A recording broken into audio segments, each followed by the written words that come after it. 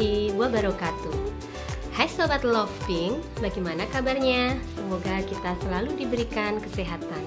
Walaupun di tengah pandemi COVID-19, kita harus tetap semangat dan selalu menjaga kesehatan. Pada topik minggu lalu, kita belajar mengenai pengertian payudara dan mitos fakta terkait kanker payudara.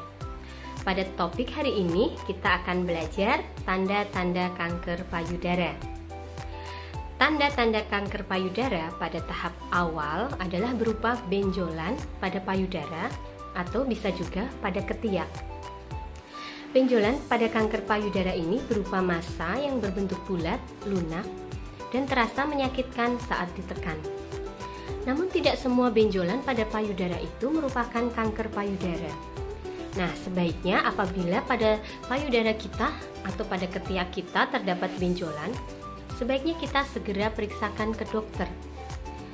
Selanjutnya, dokter akan memeriksa apakah benjolan pada payudara kita ini merupakan kanker payudara atau bukan dengan alat yang disebut mamogram. Selain berupa benjolan, tanda-tanda kanker payudara dapat dideteksi melalui tanda-tanda yang lain. Di antaranya, yang pertama, perubahan tekstur kulit pada payudara yang terjadi di sekitar puting dan areola. Perubahan ini seperti kulit bersisik, kemudian terasa gatal, kulit menebal, atau bisa juga mengkerut seperti kulit jeruk. Namun tidak semua tanda-tanda perubahan pada tekstur payudara ini merupakan kanker payudara, bisa juga terjadi karena dermatitis atau juga eksim. Tanda-tanda yang kedua yaitu keluarnya cairan dari puting. Cairan ini bisa berupa cairan yang encer ataupun kental, juga bisa juga berwarna putih seperti susu, kuning, atau bisa juga kemerahan. Namun tidak selalu keluarnya cairan ini merupakan tanda-tanda awal kanker payudara. Bisa juga keluarnya cairan pada puting ini terjadi akibat infeksi dari payudara, atau bisa juga menandakan adanya penyakit yang lain seperti penyakit tiroid. Tanda-tanda kanker payudara yang ketiga adalah perubahan pada kelenjar getah bening. Kelenjar getah bening adalah kumpulan jaringan sistem daya tahan tubuh. Fungsi dari kelenjar getah bening ini adalah untuk menyaring cairan dan menangkap sel-sel yang berpotensi membahayakan tubuh kita seperti virus, bakteri, dan sel kanker. Apabila sel kanker menjalar atau berkembang pada bagian luar payudara, maka tempat pertama yang disinggahi adalah kelenjar getah bening di bagian ketiak pada sisi yang sama dengan payudara. Akibatnya akan terjadi pembengkakan pada bagian tersebut.